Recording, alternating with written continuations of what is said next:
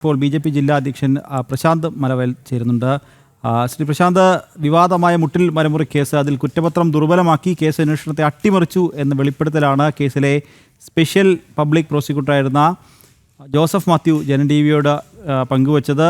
ആ വാർത്തയിൽ നമ്മളിപ്പോൾ ചർച്ച ചെയ്തുകൊണ്ടിരിക്കുന്നത്, അതായത് കൃത്യമായി പറഞ്ഞാൽ നിലവിലെ ചീഫ് സെക്രട്ടറി ഇത് അട്ടിമറിക്കുന്നതിന് കൂട്ടുനിന്നു എന്നാണ് ജോസഫ് മാത്യു പറഞ്ഞു വെക്കുന്നത്. ശ്രീ പ്രശാന്ത് മലവയൽ, ഇത് കേരളത്തിലെ ജനങ്ങൾ പ്രതീക്ഷിച്ചതാണ്, അതിലൊരു സംശയവുമില്ല.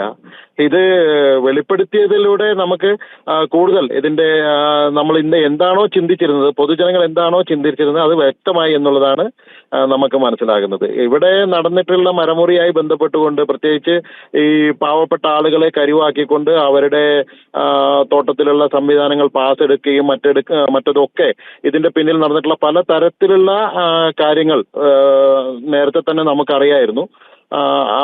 ഇവർക്ക് അവരെ പ്രതിക്കൂട്ടിലാക്കുകയും അതോടൊപ്പം ഇതിന്റെ സാധനങ്ങൾ കൊണ്ടുപോയിട്ടുള്ള വലിയൊരു കൊള്ള നടത്തിയിട്ടുള്ള ആളുകൾ ഇതിന്റെ പിന്നാമ്പുറത്ത് വളരെ നല്ല രീതിയിൽ തന്നെ അവരെല്ലാ കാര്യങ്ങളും ചെയ്ത് പോന്നിട്ടുണ്ട് എന്നുള്ളത് വസ്തുതയാണ്. അവസാനം നമ്മൾ ധരിച്ചിരുന്നത് പോലീസ് ഇത് കൃത്യമായി അന്വേഷിക്കും, പ്രത്യേകിച്ച് അന്നത്തെ ഡിവൈഎസ്പി ബെന്നി വളരെ കൃത്യമായിട്ട് ഈ കാര്യങ്ങൾ അന്വേഷിച്ച് പോകുന്നുണ്ടായിരുന്നു എന്നുള്ളതാണ് നമ്മൾ മനസ്സിലാക്കിയിരുന്നത്. പക്ഷെ എപ്പോഴും നമുക്കൊരു പ്രതിസന്ധി, കാരണം ഇവരെ സംബന്ധിച്ചിടത്തോളം ഇവരൊരു രാഷ്ട്രീയ ഈ പ്രതികളായിട്ടുള്ള ആളുകൾ ഒരു രാഷ്ട്രീയ സംവിധാനത്തോട് ചേർന്ന് നിൽക്കുകയും പ്രത്യേകിച്ച് സംസ്ഥാനം ഭരിക്കുന്ന കക്ഷികളോട് ചേർന്ന് അവരുമായി ചേർന്നിട്ടുള്ള പല അഡ്ജസ്റ്റ്മെന്റുകളും നടത്തുമെന്നുള്ളതൊക്കെ നമ്മൾ ധരിച്ചിരുന്നതാണ്, പൊതുജനങ്ങൾ ധരിച്ചിരുന്നതാണ്. ഇപ്പോൾ വസ്തുതകൾ കൃത്യമായി പുറത്തു വന്നുകൊണ്ടിരിക്കുകയാണ്.